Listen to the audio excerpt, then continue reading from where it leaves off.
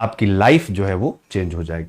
तो चलिए शुरू करें। आज का पहला टॉपिक आपके सामने है मेरे प्यारे बच्चों, और पहला टॉपिक क्या है? वो है भारत को अमेरिका से क्या नहीं सीखना चाहिए। ये बंदा बड़ा अच्छा लिखता है, एक्सप्लेन स्पीकिंग। ये है उदित मिश्रा। ये मेरे कुछ पसंदीदा राइटर्स में से एक हैं, क्योंकि ये डेटा पर बात करते हैं।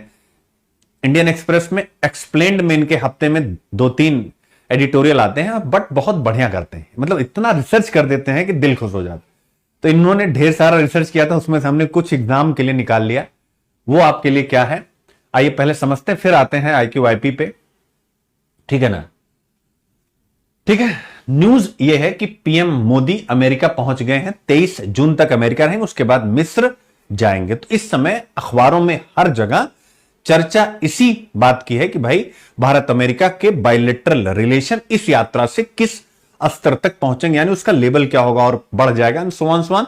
और मैंने भी यूपीएससी के लिए ढेर सारे क्वेश्चन 2 दिन पहले ही आपको करा दिए। इन्होंने क्या कहा कि भाई चलो ठीक है, ये सब तो ठीक है, लेकिन कुछ ऐसी चीज है जो हमें अमेरिका से नहीं सीखनी है। और हमें अमेरिका से क्या नहीं सीखना है, ये बस डायरेक्ट मैं टॉपिक पे आ रहा हूं, तब IQIP पे आऊंगा, क्योंकि ये ऐसी चीज है जो शायद आप फर्स्ट टाइम पढ़ रहे हैं, सुन रहे हैं। मैं भी ऐसा नहीं कि मैं इसको बचपन से जानता था कि ऐसा अमेरिका में, मैंने भी आज ही इनके डेटा से सीखा। भारत को अमेरिका से क्या नहीं सीखना चाहिए? Poverty alleviation from one generation to another, एक पीढ़ी से दूसरी पीढ़ी तक गरीबी उन्मूलन। इसको क्या बोलते हैं? Inter generational poverty. तो यहां क्या कहा गया है कि एक पीढ़ी से दूसरी पीढ़ी तक गरीबी उन्मूलन को कैसे खत्म करना चाहिए, या हम ये कहें कि गरीबी उन्मूलन कैसे करना चाहिए, तब अच्छी पंक्ति होगी। तो ये हमें अमेरिका से नहीं सीखना चाहिए। क्यों? क्योंकि अमेरिका इस पर अच्छा काम नहीं कर पाया। अन्य डेवलप्ड कंट्रीज के मुकाबले वहां पर इंटर जनरेशनल पॉवर्टी ज्यादा है। इंटर जनरेशनल पॉवर्टी आगे लिखा हुआ पढ़ लीजिएगा। इंटर जनरेशनल पॉवर्टी का मतलब, जैसे आज कोई बच्चा है, मान लीजिए आज उसकी उम्र 10 साल है, तो जब वो 20वें साल में पहुंचेगा तो भी वो गरीब रहेगा। इसको क्या बोलते हैं? Inter generational poverty. ये अमेरिका में एक बहुत बड़ी समस्या है, ध्यान रखिएगा। क्लियर है? यानी जो 10 वर्ष की उम्र में गरीब है वो 20वें वर्ष में भी गरीब रहेगा। ये अमेरिका की एक बहुत बड़ी समस्या है। ठीक है? अमेरिका की पॉलिसी मेकिंग की एक बहुत बड़ी समस्या। समझ गए कि नहीं? Inter generational poverty. 10 वर्ष का बच्चा जब 20 वर्ष का होगा तो 10 वर्ष में चूंकि वो गरीब है, तो वो 20वें वर्ष में भी जब जाएगा तो वो गरीब ही रहेगा। अमेरिका ने इस स्थिति को कंट्रोल करने के लिए कोई भी पॉलिसी मेजर्स नहीं उठाए। ठीक है? तो ये आप ध्यान रखिएगा। यानी बहुत बेहतर पॉलिसी मेजर्स, हम ये नहीं कह सकते कोई वर्ड क्या होता है, एक्सट्रीम वर्ड हो जाता है, तो कोई मैं हटा लेता हूं, यानी महत्वपूर्ण पॉलिसी इंटरवेंशन नहीं किया। तो आई होप आप समझ गए होंगे यही बात। ठीक है ना? अब यहां पर वही कहा गया कि जबकि अमेरिका विश्व की सबसे बड़ी इकोनॉमी है और वहां पर प्रति व्यक्ति आय विश्व में सबसे ज्यादा, क्या है? प्रति व्यक्ति आय विश्व में सबसे ज्यादा है मेरे प्यारे बच्चों, याद रखिएगा। बट जो नए रिसर्च आ रहे हैं वो दिखाते हैं कि जो अमेरिका है वह अन्य विकसित यानी डेवलप कंट्रीज के मुकाबले इंटर जनरेशनल पॉवर्टी को एलिवेट करने में, समाप्त करने में, कम करने में काफी पीछे रहा है। नए शोध से पता चलता है कि अन्य अमीर देशों की तुलना में अंतर पीढ़ीगत गरीबी को कम करने में अमेरिका का प्रदर्शन काफी खराब रहा है। ठीक है ना? अब उसके बाद बताया गया what is inter generational poverty. अंतर पीढ़ीगत गरीबी क्या है मेरे प्यारे बच्चों? वही जो मैंने बताया कि अगर कोई बच्चा, कोई किड क्या है, गरीब है, तो जब वो एडल्ट होगा तो भी वो गरीब ही रहेगा। अंतर पीढ़ीगत गरीबी की डेफिनेशन ये है। अब आपके मन में एक प्रश्न उठना चाहिए कि सर थोड़ा समझाइए। ऐसे तो आपने बता दिया कि एक बच्चा गरीब है तो वो 10 साल के बाद भी गरीब रहेगा, 10 साल में एक जनरेशन चेंज हो जाती है, तो कैसे होगा? तो आइए एक आपको अच्छे से फ्लोचार्ट से समझाता हूं। इंटर जनरेशनल क्या हम पढ़ने जा रहे हैं? इंटर जनरेशनल पॉवर्टी मेरे प्यारे बच्चों, यानी अंतर पीढ़ी अंतर पीढ़ी गरीबी। मेरे प्यारे बच्चों, आप लोगों को तो मुझे लगता है रट गया होगा। क्या रट गया होगा? इंट्रा और इंटर इतनी बार आ चुका है, ठीक है। तो इंटर यानी आज अगर कोई बच्चा, यहां पर एग्जाम्पल अगर मैं बताऊं, उदाहरण की कोई बच्चा या कोई किड 10 वर्ष का है और वह गरीब है, ध्यान से समझिए कि क्या है, वो पुअर है, वो गरीब है। तो इस संकल्पना में, इस कॉन्सेप्ट में कहा जाता है कि जब वो बच्चा युवा होगा, यानी यही बच्चा जब क्या होगा, यूथ होगा, युवा एडल्ट होगा, या हम कहें एडल्ट होगा, तो भी वो क्या होगा, वो पुअर ही होगा, वो गरीब ही होगा। याद रखिए, क्या होगा, गरीब होगा। अब आपके मन में प्रश्न आएगा, ये हो गया इंटर जनरेशनल पॉवर्टी। अब आपके मन में आएगा कि सर इसका एग्जाम्पल है अमेरिका, ठीक है ना, न्यू रिसर्च ऐसा बताते हैं।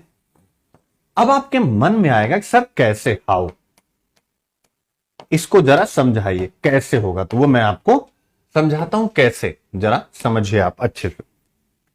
तो कैसे में, जैसे आप देखिए, अगर एक बच्चा, हम लोग पढ़े थे ना GS 1 में, एक क्वेश्चन पूछा गया 2016 में, आई थिंक अभी आगे है, हम लोग देखेंगे कि यदि निर्धनता यानी पॉवर्टी को समाप्त करना है, यानी अगर आप पॉवर्टी समाप्त करना चाहते हैं, यानी गरीबी को अगर आप समाप्त करना चाहते हैं, एलिमिनेट करना चाहते हैं, समाप्त करना चाहते हैं, तो क्या करना पड़ेगा?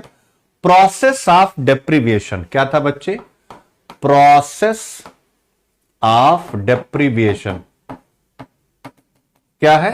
प्रोसेस ऑफ डेप्रिविएशन यानी वंचितता का चक्र। तो क्या कहा गया? इस प्रोसेस ऑफ डेप्रिविएशन को ब्रेक करना होगा, इसे तोड़ना होगा। पढ़ा था आपने, ठीक है। तो यही है, यानी एक बच्चा जो क्या है, एक बच्चा जो अभी गरीब है, तो बड़ा होगा तो भी गरीब होगा। क्यों? क्योंकि वो प्रोसेस ऑफ डेप्रिविएशन का शिकार हो गया। और यही रीजन है इंटर जनरेशनल पॉवर्टी का। अब प्रोसेस ऑफ डेप्रिविएशन के शिकार से क्या मतलब है, जरा इसको भी आप समझिएगा। तो इसका मतलब हो गया, आप लोग को बहुत अच्छे से बताया गया था, अगर आपको याद हो, और आप लोग लिख सकते हैं कमेंट बॉक्स में। तो क्या आपको, अरे भाई कोई गरीब है तो उसको क्या, अच्छा न्यूट्रिशन, कोई बच्चा पैदा होता है तो उसको पहली चीज किस चीज की आवश्यकता पड़ती, बच्चा जरा बताइए? उसको पोषण यानी न्यूट्रिशन की आवश्यकता पड़ती। किसकी? न्यूट्रिशन की। सबसे पहले बच्चा मुंह खोलेगा तो मां का दूध चाहिए, ध्यान से समझिएगा, मां का दूध चाहिए। बट आप इस देश का दुर्भाग्य समझिए, अभी मैं इंडिया की बात करो, 53% महिलाएं एनीमिक हैं। यानी वो जो महिलाएं एनीमिया के शिकार, उनमें दूध कितना होगा, सिंपल सी बात है, ठीक है। और भी इश्यूज हैं। तो न्यूट्रिशन यानी पोषण, तो जो गरीब है उसके पास पोषण, चलिए अगर मान लीजिए मां के स्तन में दूध नहीं है तो फिर कहां से आएगा? मार्केट से आएगा। बट मार्केट के लिए उसकी परचेजिंग पावर ही नहीं, ठीक है, उसकी खरीदने की क्षमता ही नहीं, तो न्यूट्रिशन उसे नहीं मिला, मैंने लगा दिया क्रॉस, यानी, और जो मिला भी बहुत कम मिला। फिर इसके बाद ध्यान रखिएगा, फिर दूसरी चीज, किस चीज की आवश्यकता उसको? बच्चा ऑब्वियस है, बचपन में सारे हेल्थ बेनिफिट्स मिलने चाहिए, यानी उसे हेल्थ केयर मिलना चाहिए। हेल्थ केयर मतलब वैक्सीन और बीमारी पर सभी प्रकार की सुविधाएं, तो ये भी नहीं मिल पाएगा जो कुछ भी गवर्नमेंट अवेलेबल कर। फिर तीसरा, उसे अच्छी एजुकेशन चाहिए। क्या चाहिए? अच्छी एजुकेशन चाहिए, अच्छी शिक्षा चाहिए। फिर इसके बाद क्या चाहिए? उसको अच्छा स्किल यानी कौशल चाहिए। क्या चाहिए? अच्छा स्किल यानी कौशल चाहिए। तो ये 4 चीजें आपको चाहिए। तो ये जो गरीब है वो, उसके पास ये रहेगा नहीं, तो वो अपनी नेक्स्ट जनरेशन को क्या देगा, यानी अपनी आने वाली जनरेशन को क्या देगा? यही चीज उसको भी देगा, फिर वो अगली पीढ़ी को ट्रांसफर करेगा, फिर अगली पीढ़ी को ट्रांसफर करेगा, फिर अगली पीढ़ी को ट्रांसफर करेगा, और ये साइकिल चलता रहे। तो इसका मतलब है इंटर जनरेशनल पॉवर्टी का मतलब, एक व्यक्ति अगर गरीब है तो अपने लिए जो एसेंशियल्स होते हैं, कॉमन मिनिमम नीड्स होती है, उसको उपलब्ध नहीं कर पाएगा, तो वो ह्यूमन रिसोर्स के रूप में कन्वर्ट नहीं हो पाएगा। अगर ह्यूमन रिसोर्स के रूप में कन्वर्ट नहीं हो पाएगा तो अपने लिए वो बेहतर उत्पादन नहीं कर पाएगा, यानी पैसे नहीं बना पाएगा, और अगर नहीं बना पाएगा तो अपनी अगली जनरेशन को भी वो कुछ बेहतर नहीं दे पाएगा। अगली जनरेशन अपनी अगली जनरेशन के साथ ऐसा करेगी, अगली जनरेशन के साथ ऐसा करेगी, और यह प्रोसेस ऑफ डेप्रिविएशन यानी वंचितता का साइकिल गोल गोल गोल गोल गोल गोल घूमता रहेगा। तो यहां पर एडिटोरियल राइटर ने यही कहा कि हमें अमेरिका से यह नहीं सीखना है, क्योंकि अमेरिका में यही स्थिति है। अब जरा ध्यान से देखिए, अमेरिका में स्थिति क्यों? बड़ा अच्छा पॉइंट है। अब हम आगे पढ़ेंगे, याद रखिएगा, इंटर जनरेशनल पॉवर्टी, उसी को यहां डायग्राम के रूप में भी बना दिया गया, जो मैंने बनाया है, आप इसको पढ़ लीजिएगा। अंतर पीढ़ीगत गरीबी आपके सामने है, ठीक है ना, ये सारी बातें। अब इसके बाद, ठीक है ना, ये जो बातें हो रही हैं, जिस इंस्टीट्यूशन ने रिसर्च किया उसका नाम भी तो आप जान लीजिए। ये रिसर्च पेपर जिसका टाइटल है मेरे प्यार में, शोध पत्र, और 2022 वाला वो निबंध याद करिए। शोध यानी रिसर्च क्या है? ज्ञान से अजनबी मुलाकात, इसे आया था ना, तो आज आपकी ज्ञान से अजनबी मुलाकात हो रही है। रिसर्च यानी शोध क्या है? नॉलेज से एक अजनबी मुलाकात। तो अमेरिका के बारे में क्या आपने ये विषय सोचा था? तो आप लिखेंगे कि यस, बिल्कुल सही है। रिसर्च क्या है? नॉलेज है। जो क्या है? यानी रिसर्च क्या है? रिसर्च से हम कुछ ऐसी चीजों के बारे में जानते हैं जिसके बारे में हमें पता नहीं। तो अमेरिका के बारे में एक रिसर्च पेपर पब्लिश हुआ जिसका टाइटल है the inter generational persistence of poverty in high income countries.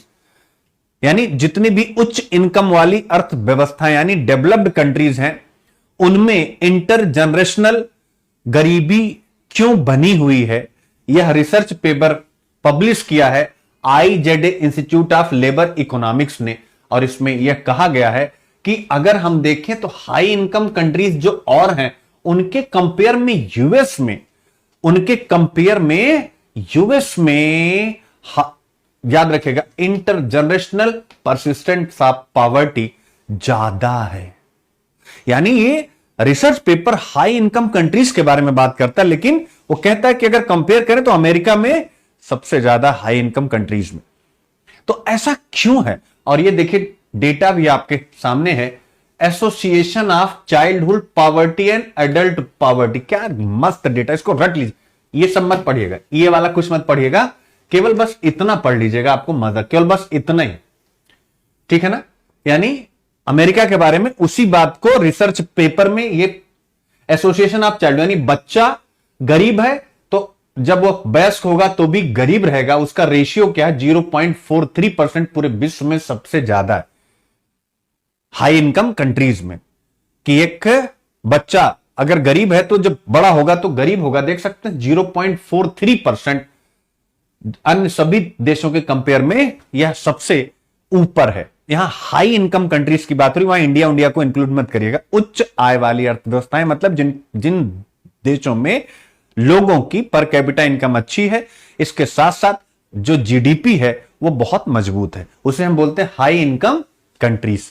तो इसमें आप देख सकते हैं अमेरिका के ये हालात है। अब इसके बाद यहां पर प्रश्न उठता है, इसके पीछे रीजन क्या है? भाई रीजन भी तो आपके मन में आएगा। तो रीजन क्या है? यूएस की पॉलिसी चॉइसेस, यानी अमेरिका ने जो नीतियां अपनाई हैं उसके ऑब्वियस है। अमेरिका क्या किसी भी देश में गरीबी है तो उस देश की पॉलिसी उसके लिए रिस्पॉन्सिबल है। अब यहां पर आप देख सकते हैं, जो पहला पॉइंट यह बताया गया है कि एक्सपर्ट कहते हैं, यानी विशेषज्ञ कहते हैं कि अगर आप गरीबी को समाप्त करना चाहते हैं तो सबसे अच्छा उपाय होता है डायरेक्ट इनकम ट्रांसफर, यानी प्रत्यक्ष आय का हस्तांतरण जो भी वंचित लोग हैं उनके खाते में किया जाना चाहिए, जैसे हिंदुस्तान में डायरेक्ट बेनिफिट ट्रांसफर हो रहा है। सिंपल सी बात है। या कोई सा भी स्कीम हिंदुस्तान में जो वेलफेयर पॉलिसीज यानी जो कल्याणकारी हमारी नीतियां हैं वो लोगों के अकाउंट में सीधे जाकर के हिट कर रही हैं। ध्यान से समझे। तो एक्सपर्ट यही कहते हैं कि अगर आप गरीबी समाप्त करना चाहते हैं तो मोस्ट पावरफुल इंटरवेंशन क्या है, सबसे महत्वपूर्ण हस्तक्षेप क्या है गरीबी को दूर करने का? Direct income transfer.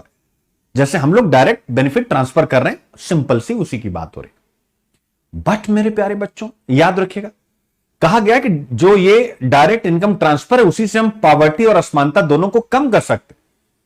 But direct income transfer जैसी कोई योजना अमेरिका में अपनाई ही नहीं जाती। यानी लिखा हुआ है USA has no such policy to take family background into consideration. यहां पॉलिसी लिख दीजिएगा, टी लिखा हुआ इसको ठीक कर लीजिएगा बच्चों, पॉलिसी। जैसे अब इस पॉइंट को भी आपको लगेगा कि सर अच्छा कौन सी पॉलिसी, मैं समझा देता हूं। अरे भैया जैसे हमारे यहां बीपीएल एपीएल निकाला जाता है ना, बिलो टू पॉवर्टी लाइन, लोगों की पृष्ठभूमि जानने के लिए ही तो निकाला जाता है। एबव टू पॉवर्टी लाइन, फिर उसी के अकॉर्डिंग हम कार्ड वगैरह जारी करते हैं। तो भारत क्या करता है, लोगों की फैमिली बैकग्राउंड को जानने के लिए एपीएल बीपीएल टाइप का एक डेटा लोगों के सामने रखता है और उसी के अकॉर्डिंग लोगों को डायरेक्ट बेनिफिट ट्रांसफर देता है। इस प्रकार की नीति अमेरिका में नहीं है।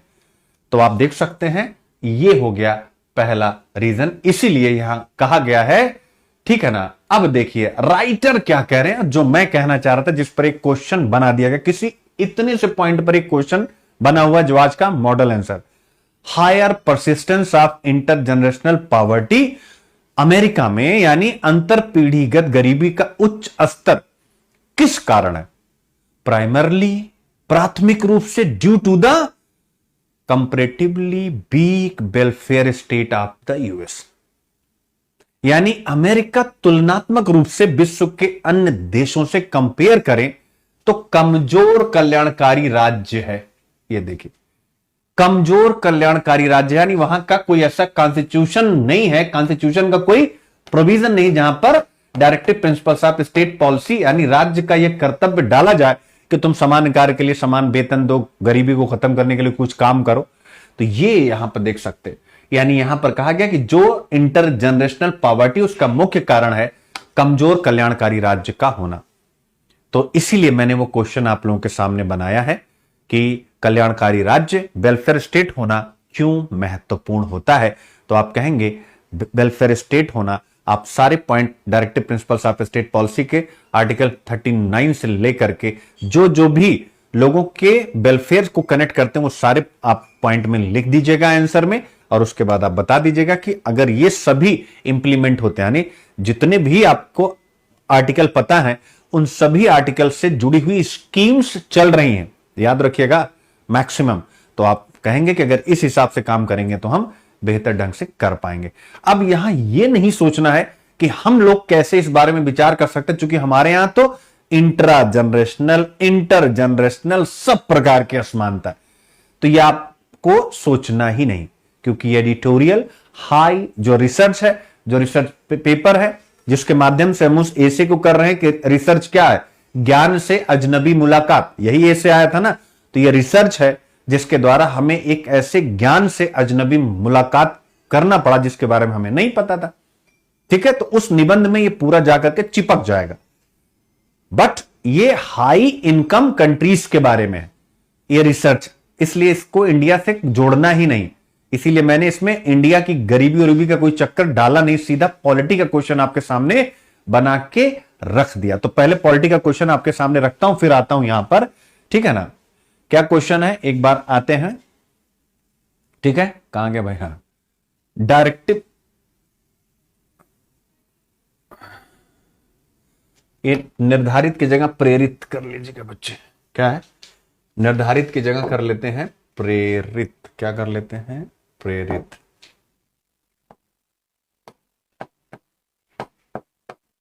प्रेरित तो भारतीय संविधान में राज्य के नीति निदेशक सिद्धांत सरकार को देश में सामाजिक कल्याण और आर्थिक समानता को बढ़ावा देने के लिए प्रेरित करते हैं। तो प्रेरित कैसे करते हैं, कैसे लिखेंगे इसका आंसर? आप directive principles of state policy के जितने भी अनुच्छेद आपको याद हैं उनको आप निकालिए, कुछ को छोड़ना पड़ेगा जो इंटरनेशनल रिलेशन वगैरह के बारे में है, तो आप उनको लिख लीजिएगा। उसके बाद आप सर्च करिएगा कि इसके लिए कौन सी स्कीम, यानी मनरेगा का संबंध किससे, कौन से अनुच्छेद से है, तो वो आप लिख दीजिएगा, यही है, ठीक है ना। Directive principle of policy of state policy, उसके अनुच्छेद, और उन अनुच्छेदों को ध्यान में रखते हुए भारत सरकार ने कौन कौन सी नीतियां अपनाई, इनफैक्ट शराबबंदी वगैरह भी आप डाल सकते, तो ये आप यहां पर डाल देंगे। ठीक है, अब आता है भारत इस मुहिम में कहां तक सफल रहा है। तो भैया किस में? गरीबी को हटाने में और असमानता को दूर करने में, ठीक है ना, सामाजिक कल्याण। तो ऑब्वियस है, जब आप कहेंगे कहां तक सफल रहा है, तो इस प्रश्न के उत्तर में यह जाएगा 75 ईयर आजादी, यानी हम 1947 में कहां थे और आज हम कहां हैं। तो पहले पॉजिटिव दिखाइएगा। बहुत सी रिपोर्ट्स आपके पास हैं, ठीक है, कि हमारे पास हम कितना, हमारे यहां बीपीएल आबादी आजादी के समय कितनी थी और आज कितनी है। तो हम, ठीक है, इसके अलावा सामाजिक कल्याण मतलब गरीबी हो ही गया, फिर उसके बाद शिक्षा में, स्वास्थ्य में हम कितना, कहां खड़े थे और आज कहां पहुंच गए, तो ये आप दिखा सकते हो, ठीक है। इसमें प्रधानमंत्री जन आरोग्य योजना, पीएम आयुष्मान, ये सब आएगा, ठीक है। और फिर आर्थिक समानता, तो आर्थिक समानता के लिए आपको वही वर्ल्ड इनइक्वालिटी रिपोर्ट, विश्व असमानता रिपोर्ट को बता देना है कि भाई अभी हम असमानता हमारे यहां पर बहुत ज्यादा है, 1% के पास 22% के बराबर। तो ये आप दिखा लीजिएगा, ठीक है। तो बस, और उसके बाद एक कंक्लूजन कर दीजिएगा कि हमें और काम करने की आवश्यकता, और अपनी तरफ से कुछ सजेशंस जो नीति आयोग ने @75 विजन डॉक्यूमेंट्स में दिए हैं, ठीक है। अब आप कहेंगे सर उसको कहां पढ़ें, मेरे नाम से सर्च कर लीजिएगा, यूट्यूब पे आपको मिल जाएगा। नीति आयोग की मैंने पूरी रिपोर्ट ही कराई हुई है, आप मेरे नाम से सर्च करेंगे, कहीं न कहीं से चैनल से घूमता हुआ आपके सामने वो आ जाएगा, ठीक है। तो इस हिसाब से आप कर लीजिएगा। तो एक तो मैंने ये करा। प्रश्न समझ में आया कि नहीं, एक बार कमेंट करिए, चूंकि ये एकदम से दूर की चीज है। प्रश्न समझ में आएगा, जरा बताइए मुझे प्रश्न का, ये प्रश्न समझ में आएगा, सारे कमेंट करो, कमेंट करो, करंट कमेंट करो, प्रश्न समझ में आएगा। क्योंकि प्रश्न को समझना बहुत महत्वपूर्ण। मैंने एक छोटी सी बात से कि वहां इंटर जनरेशनल पॉवर्टी इसलिए क्योंकि वहां के स्टेट का, यानी गवर्नमेंट का नेचर वेलफेयर नहीं है, जबकि हमारे यहां संविधान में वेलफेयर स्टेट को directive principles of state policy में एक वैल्यू के रूप में, नॉट ऑब्लिगेशन के, एक वैल्यू के रूप में, एक मूल्य के रूप में स्वीकार किया गया है। हम कह सकते हैं directive principles of state policy एक प्रकार से एथिकल वैल्यू है, नैतिक मूल्य कह सकते हैं कि नहीं कह सकते हैं। एथिकल वैल्यू है कि भाई आपके ऊपर बाध्यता नहीं है, आपको करना चाहिए। यानी directive principles of state policy राज्य को बाइंड नहीं करते, उससे बाध्य नहीं करते। तो जो आपको प्रेरित भी करे और आपको बाध्य ना किया जाए, वही तो नैतिकता होती है। नैतिकता किसी को, नीति शास्त्र अपने फंडामेंटल प्रिंसिपल्स और आइडियल के द्वारा किसी को भी बाइंड नहीं करता, बाध्य नहीं करता। वो नीति शास्त्र कहता है कि आपको देश काल परिस्थिति टाइम कौन सा काम करना चाहिए जिससे ह्यूमन वेलफेयर हो, मानव कल्याण हो, और मीन्स और एंड्स यानी साधन और साध्य के रिलेशन को अच्छे से ध्यान में रखा जाए। आई होप आप इसको बहुत अच्छे से समझ गए मेरे प्यारे बच्चों, ठीक है। तो प्लीज इसको लिखिएगा, ठीक है, मजा आएगा। वर्ड इनइक्वालिटी रिपोर्ट, कुछ बच्चे पूछ रहे हैं सर 1 और 22 का क्या मतलब है। आप गूगल करिएगा विश्व असमानता रिपोर्ट, आपको पता लग जाएगा 1 और 22 का मतलब क्या, ठीक है। तो ये हो गया, यही मुझे आपको सिखाना था आज का, क्योंकि कुछ अलग लिखिए, कुछ अलग सोचा जाए, ठीक है। बाकी तो चल ही रहा है। पॉवर्टी एंड डेवलपमेंट GS1 आपके सामने आ ही गया, और ये वही क्वेश्चन आपके सामने आ गया बच्चों। प्रोसेस ऑफ डिप्रीविएशन, गरीबी उन्मूलन की एक अनिवार्य शर्त गरीबों को वंचितता के प्रक्रम से विमुक्त कर देना है। An essential condition to eradicate poverty is to liberate the poor from the process of deprivation. क्या है? From the process of deprivation. तो प्रोसेस ऑफ डिप्रीविएशन से कैसे, ठीक है, आपको बता ही दिया गया। GS2 तो इंडियन पॉलिटी बताने की आवश्यकता नहीं, ठीक है ना। भारतीय संविधान की महत्वपूर्ण विशेषताएं तो आप यहां से देख सकते हैं, यहीं से मैंने ये क्वेश्चन बना दिया है। गरीबी एवं भूख आपसे बताने की आवश्यकता नहीं। GS3 यानी इंक्लूसिव ग्रोथ यानी समावेशी विकास, इसमें भी आया था। Intra generational and inter generational issue, तो आज हमने क्या पढ़ा? Inter generational issue.